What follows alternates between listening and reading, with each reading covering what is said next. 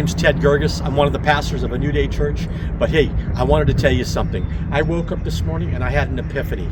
God's greatest creation is not man. Stick with me and I'm going to tell you all about it. Hey, good morning. I'm back. So I left you with the thought when I woke up this morning that God's greatest creation is not man. Well, it's true. At least in my opinion it is. Well, I want to start this off by saying Happy Mother's Day. What a great day it is. And, there's so much to be thankful for this day, but most importantly right now we're thankful for all mothers and what they do for us. And it's just a great time. And I know each one of you probably have a great story about that special mom in your life. And I'm no different. I have some great stories, and I'm not sure I'll be sharing many of them, but what I can tell you is this.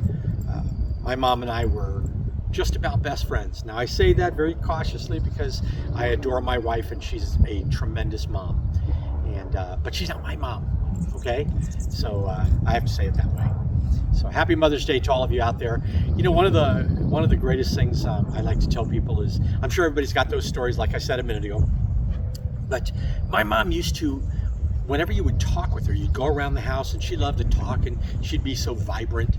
And I remember she would, no matter where we were, she would reach around somewhere and she'd feel and she'd pull out a little Snickers bar. And she'd start peeling it.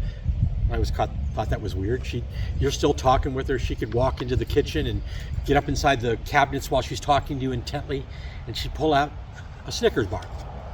Everywhere she went, everywhere in the house, she could be suddenly put her hand under the mattress. It's like, oh, there it is. She had a Snickers bar. And I finally was like, Mom, what are you doing? What's going on? And my mom, she told me that I love Snickers. It was as simple as that. And she would always buy a big bag of Snickers and she would put them around the house everywhere. So that whenever she was talking, she'd pull out a Snickers. And it's kind of a weird thing, I know, but I love her for it. And my mom passed away, and those are one of the little things that I remember about her, and how special she was. She had all these little traits. Every time I'd come home from work, she'd always be there making homemade bread. And ironically, there'd be a loaf for me. Oh, I didn't know you were coming by here, honey. Yeah, sure. She'd have a loaf of bread for me, and which I'm going to hold to it, but that's the reason I got a belly now. So it was on Mom's fault. Hey, guys, I'm going to give you some attributes today. I'm going to give you 5 attributes of a mother. And I think it's special because, one of the things that I miss my mom so much, and I adore her, and I think of the attributes I'm about to share with you about moms. It's true. It goes for all moms. And I don't care who you are. I don't care what you say. First off, it's my message, and I get to say whatever I want. If you don't love your mother, if you have some ought against her or something, and you're the one with the problem. God gave us the gift of moms. And to answer your question, the greatest creation that God ever made was a mother. A mother is the only creation that I can think of that you can put like a butterfly. She can start out as a caterpillar, just a regular girl doing her thing, and she blooms into something so special a man could never do it. And that she gave birth to children, and she became God's glorious creation called a mother. And I salute you. I love you, all of you mothers out there. There's all kinds of special moms. There's single moms, there's military moms, there's the mom of all moms. There's just so many things. And I want to give you those 5 attributes, but just know this: moms are special. If you have a mom out there that you can do something special for today, please do so. Please do so. Call her up at minimum and tell her how much you love her. And after you hear this message, I'm sure you'll remember a few things in your life that your mom did special for you too. So, first off, she had to raise you, and I'm sure you weren't the easiest thing in the world to raise. So, some of the 5 attributes of a mom, I'm gonna read them down. Mothers are foundational. That's number 1. Mothers reflect God's nurturing character. That's number 2. Number 3, mothers are to be honored and respected. Okay. Number 4, God uses mothers in his redemptive plan. This whole big story that God's doing, this whole big puzzle that he's putting together for our salvation and everything, starts with mothers, okay? You'll find out more. And wisdom and strength of a godly mother. One of the things that we can always count on is the godly strength and wisdom of moms. I mean, I'm sure you've all had to encounter it sooner or later. You may not admit it, but I didn't, but looking back, I think of how incredibly amazing my mom was. So, okay, these 5 characteristics, these five attributes of a mother, I'll tell you why they're important to me. They're important to me because they're important to God. Okay, they're in the Bible. Okay, and then I'm gonna give you 6 mothers in the Bible who had these characteristics, they had these attributes. Because boy, without these moms, you tell me after I tell you the names, you tell me if God's redemptive plan couldn't take place. So it's pretty amazing. So let's start with mothers are foundational. I'm going to read Proverbs chapter 1, verse 8 and 9. Got my paper here. I don't have my Bible because I don't want to put my glasses on for this. Okay, Proverbs 1, 8 through 9 says, "Listen, my son, to your father's instruction, and do not forsake your mother's teaching. They are a garland to grace your head and a chain to adorn your neck." Now think about that. Listen, my son, to your father's instruction, and do not forsake your mother's teaching. Okay, because they are like a garland around your neck and your head. And a chain to adorn you. That's incredible. Okay, that's incredible. And their instruction was so important. I know a lot of us. I was super rebellious as a kid, and when I look back now, after I had my kids, I had two boys. My mom had 4 boys. I'm sincerely, now that I have my children, I have no clue how she did it. I have no clue. And it's just amazing how God can do that. Their instruction is so important. I think of, I was one of those dads. I wanted to be a hands-on dad, and I remember I told my wife after she had those babies, I just honored her and respected her. I was going to get up in the middle of the night all the time. I was the one that was going to do everything. Okay, and I remember there was one night that Sean, my firstborn, had a rough night, and I remember I kept giving him bottles. I kept changing him, and he just wouldn't go to sleep. He was crying all night. And I remember it was probably 3 in the morning. And who did I call? I didn't call my wife. I certainly didn't call my father. But I did call my mother. Okay? And I remember that phone call well. "Mom," I said, "I'm just dying over here. I got to go to work in the morning and I'm just hurting." And I said, "I need help. Sean has been crying all night. I need your help." And my mom, of course, being wise, she goes, "Well, tell me what's going on." And I said, "He's been up numerous times. I've given him 8 bottles. I've changed him 8 times. I started going," and she goes, "What did you say?" "I've given him 8 bottles. I've changed him 8 times." And she said, "Oh, honey." And she said, "I'll be there in a minute." And it was almost like she was never asleep. She came over. She was over in minutes. And she made me put my hand out, and she handed me 2 earplugs. And I'm like, "Mom, no, I'm a new dad. It's my first kid." I'm like, "You don't understand." And she's like, I'm thinking, all right, that was dumb. But I remember getting those earplugs, and she made me put it in my ears. And the next thing you know it, within 2 days, Sean was sleeping through the night. Who gives their kid 8 bottles, 8 diapers? My mom said he just needs to cry himself to sleep. And that was part of the whole thing. And those are words of wisdom. Cameron came along, my second born, and it was like, "Sorry, pal." So anyway, mothers are foundational. So Proverbs 1, 8 through 9 I read. 2 Timothy 1 through 5 says this: "I am reminded of your sincere faith, which first lived in your grandmother Lois and in your mother Eunice, and I am persuaded now lives in you also." This is Paul talking to Timothy. And this is so cool because he's telling Timothy that I am reminded of your sincere faith, which first lived in your grandmother Lois and in your mother Eunice, and I am persuaded now lives in you also. He was encouraging. He was lifting up Timothy, and he was saying, "I know that your grandmother had this, your mom had this, and now you do." Okay, because Why did Timothy have it? Because his mother and his grandmother instilled that in him. What a great attribute. Are you kidding me? That's the foundation that I was talking about there. Mothers are foundational. They build that block around us, that foundational block that helps us to live better lives. Okay, I'm sure that most of the junk in your life that you've done or been a part of, I could probably pretty much guarantee your mom wasn't a part of that. Okay, that she was the one in the background praying for you and so forth. Think about that one for a minute. Okay, I want to go over number 2. Mothers reflect God's nurturing character. In Isaiah 63:13, it says this: "As a mother comforts her child, so will I comfort you." Wow. God likens his care to that of a mother, tender, protective, and deeply relational. And that's such a cool attribute. When you hear God say that, but he uses a mother to give that example of what his love is like and his care and nurturing. Are you kidding me? That's incredible. That's incredible. God made moms to be almost like in their image. You think about, who did you run to when you had tears in your eyes? Who did you run to when you scraped your knees and had those needs what you wanted to have fulfilled? You didn't run to dad first, almost guaranteed. You may have, that's fine. And dads are great too. I want to make that clear. I'm a dad. Yeah, I'm pretty good. But mothers, whew, I can tell you right now, the way I raise my boys, and it shows. Anytime they need any really good, loving advice, they go to their mother.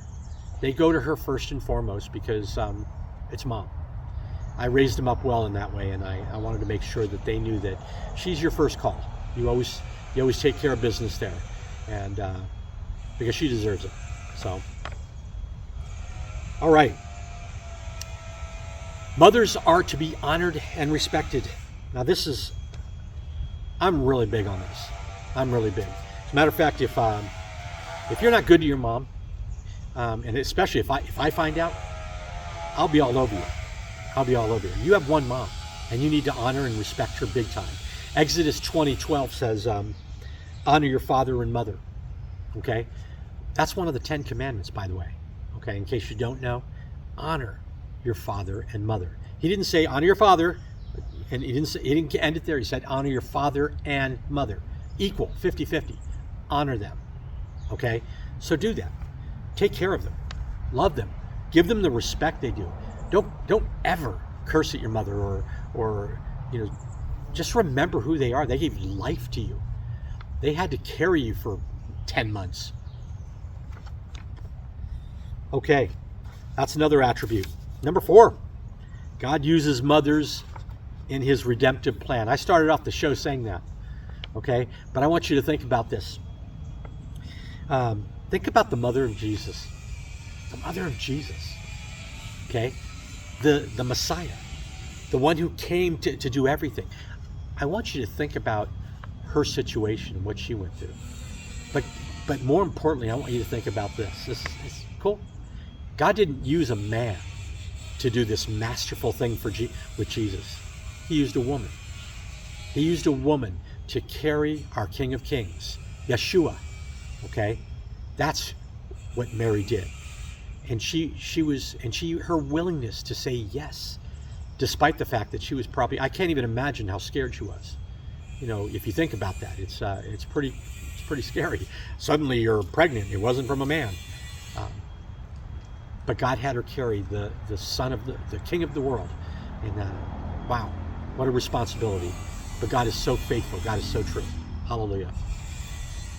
And then number 5 is wisdom and strength of a godly mother.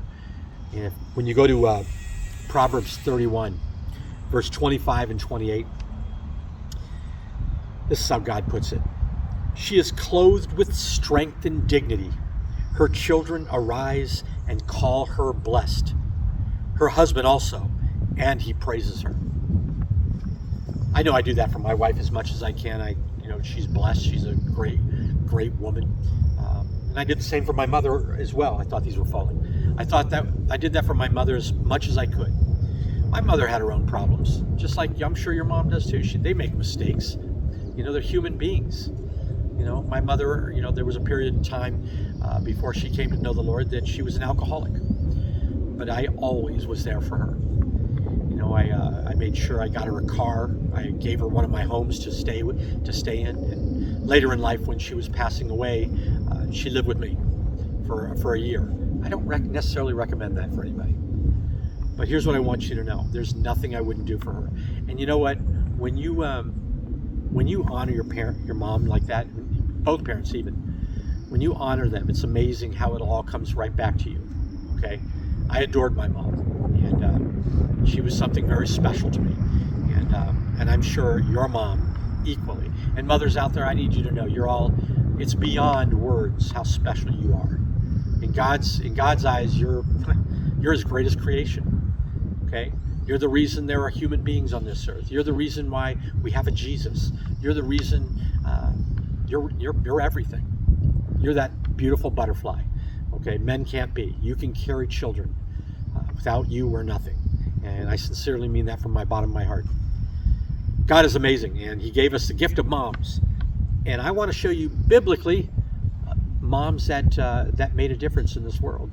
Okay, I start with Eve. Eve is known as the first mother, and you can read about that in Genesis 3:20. But though her story involves failure, God still gave her the role of giving life. And I want you to think about that. Even though she had shortcomings, okay, God works through flawed people. That includes mothers. He works through flawed people, but that includes mothers, okay? And that includes Eve. We always will remember Eve as the one who, the first sin and all that kind of stuff. And that's not the way we're supposed to look at it. Mankind sinned, and it was bound to happen. So, but Eve is the first mother, and she's the one that started. But she's proof that God uses flawed people. That God will use. It doesn't matter even if you're a mother, that you can be flawed and God will use it. But you're still perfect in my eyes. Let's talk about Sarah for a minute. Sarah's the mother of promise.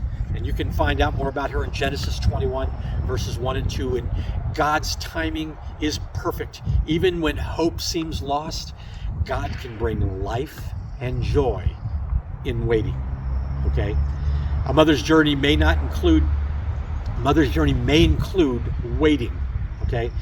In Sarah's case, it was a long time that she was 90 years old or whatever before she had her child. That promise that God was going to give her a child. That's amazing, but it happened, but God fulfilled His promise. Maybe you're waiting as a mother, as you're waiting for a child to come back. Maybe you're waiting for a prodigal, a child to return back to the faith. You keep praying, Mom. You keep praying. God's going to honor your heart. I've seen it way too many times. God will honor your heart. I know that my mom prayed for me all the time. Maybe she wasn't a Christian at that time. She was a Catholic, and she was, but she wasn't walking upright, but she prayed for me all the time. Because I was careless, reckless, and everything. And but the prayers of a mom, the prayers of a grandma, wow. How about Hannah? Let's talk about Hannah for a minute. She's known as the prayerful mother. Okay, and you can find out more about her in 1 Samuel, chapter 1, verse 27 and 28. Her deep prayer life resulted in the birth of Samuel, a prophet who led Israel. And at the end, she surrendered her son to God's service. And that was hard on her. And, a praying mother leaves a spiritual legacy. And that's a big deal. Samuel went on to, anoint David, who became the king of Israel. And Samuel, one of the greatest prophets. And, I want you to remember, I don't know if you got a chance to see how God saved me. This last episode on Thursday was Dan Justice. And Dan Justice had a part where he talked about his mother. He said that when he went to college, it was hard. He was 18, and that's when he started to waver the most as a Christian. And he was there, and he's starting to look, girls and peer pressure and all the hardships that come with being young and being thrown out into college. We're supposed to let our 18-year-olds go out there and just suddenly live the world. But he said he remembered.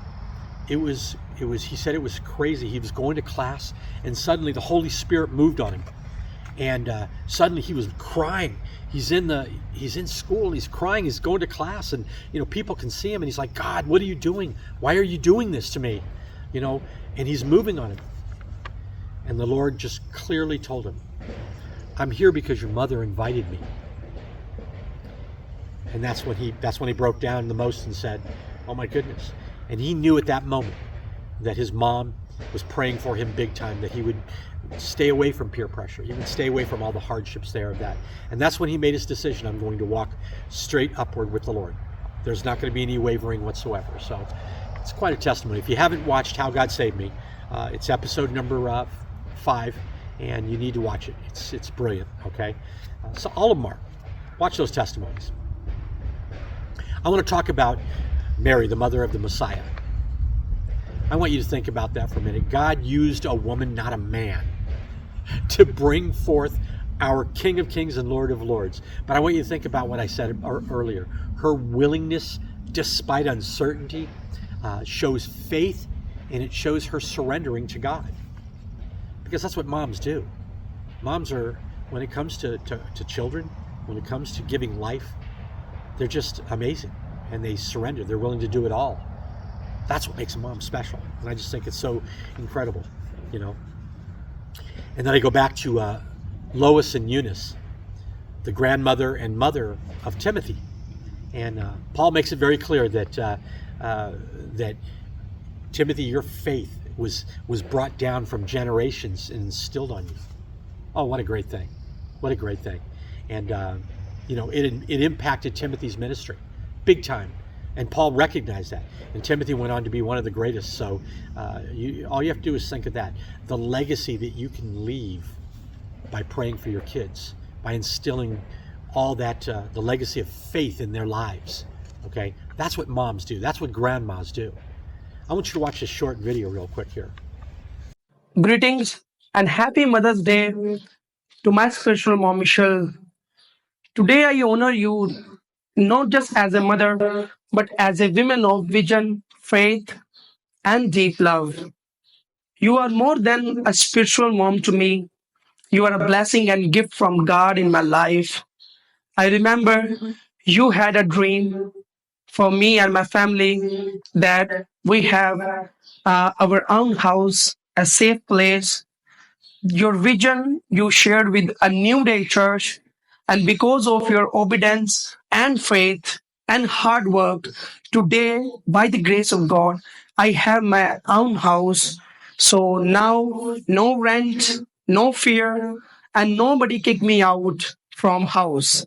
I only have now peace, protection, and presence of God. So once again, thank you so much for all your love for me and my family. You are a world best mom, and I love you so much. Once again, happy Mother's Day. Wow, that was amazing, wasn't it? You know, Rohil is like our son now. He may be in Pakistan, and him and Usha and the kids, and they may be in Pakistan, but they're like our kids. And Michelle loves on them daily, okay? And Rohil sometimes will talk to me, and he'll just be in tears how much he loves, you know, Mom Michelle, and the legacy that she's brought to all the way in Pakistan. You know, where he has his first home, his only home. His kids are going to be safe. They won't have to pay rent to somebody. You know, they're kicked out of places all the time because the Muslims don't like the Christians. And so they're going to be safe. There's a church going on top. He's going to be the lead pastor there. This is something that was birthed. Michelle and I had this vision, and Michelle was earnest about it. She was on fire about it, that we have to do this. And it's just unwavering. A mom who took on spiritual kids, even though they're in Pakistan, they loved on us so much. They love us so much that they gave Michelle the honor of naming their first girl. Okay, when Rose was born, that name came about from Michelle. She chose Rose. And I want to tell you why that is. Rose is the name of my mother. My mother had an impact not only in my life, but my mother had an impact on my wife's life. And she said, I can think of no greater legacy than your mom being a part of the gospel in another country and going forward. And that's pretty heavy. And so there's a child out there named Rose, and she's in a different country, and she's Pakistani, and she's part of the legacy of my mother, okay? Someone I adore, someone that I cherished, and it just broke my heart when I lost her. And my wife thought of that, and that's something special. And I also want to leave one more name in there I want to do in these biblical mothers, is Jochebed. Some of you may say, well, who is Jochebed? Well, you got to watch the 10 Commandments, okay? Jochebed is known as the brave protector. She's the mother of Moses. And despite how dangerous it was, she protected Moses. And we all know how she put him in the basket and sent him down the Nile, and he became Israel's deliverer. And think of how important that was.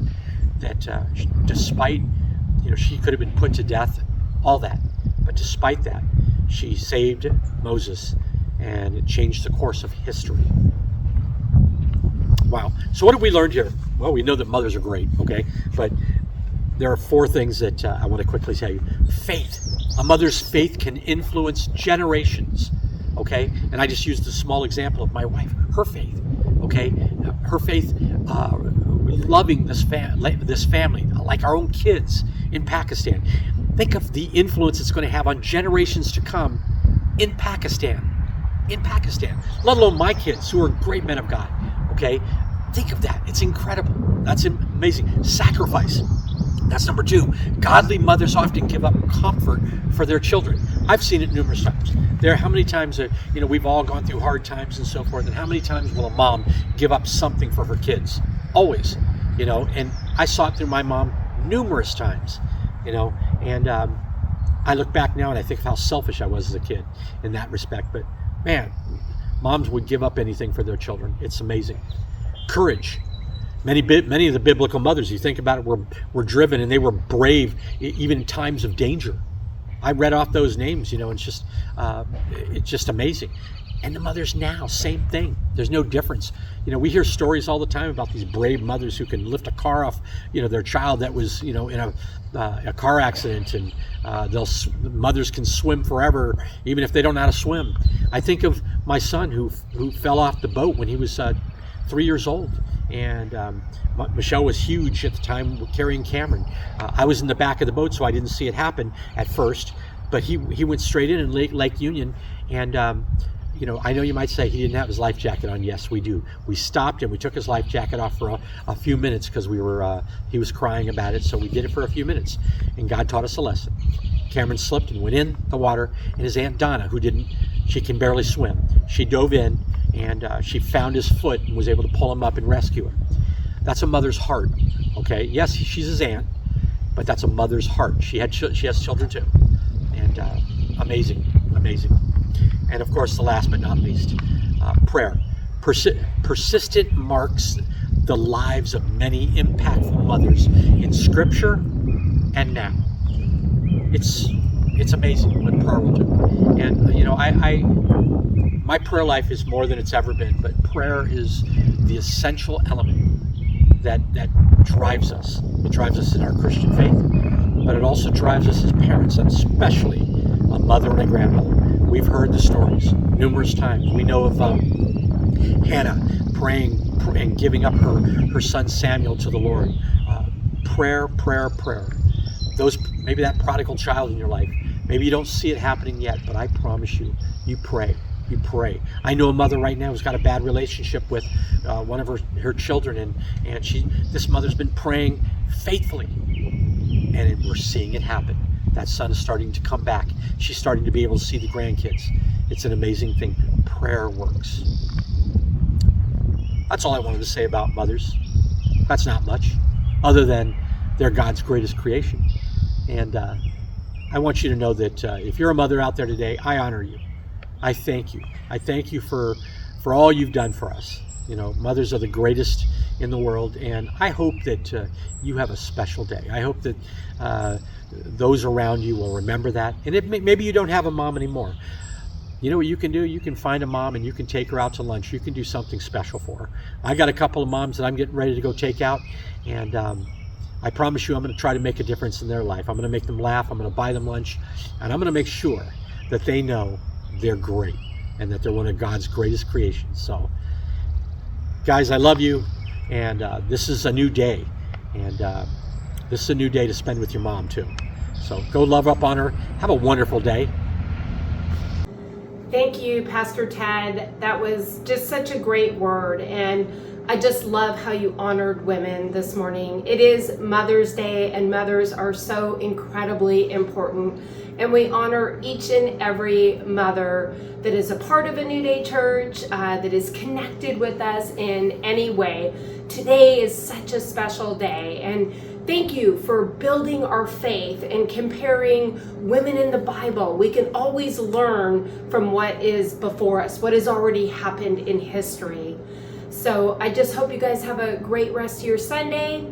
Here's all the ways that you can give.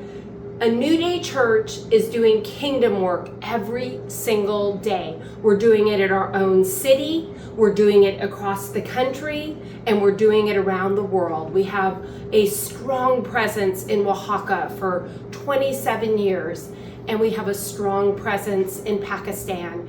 And Pakistan and India are battling right now, but the gates of hell will not prevail against God's church. The enemy does not want this church built, which gives us motivation to want to build it all the more. Thank you for all those who have donated and given already. We are so close to the finish line. Rohil and Usha are going to be moving in within the next couple weeks. And remember them in your prayers, that no bombs, no rockets, no missiles, no drones will strike around their village, their town, the church.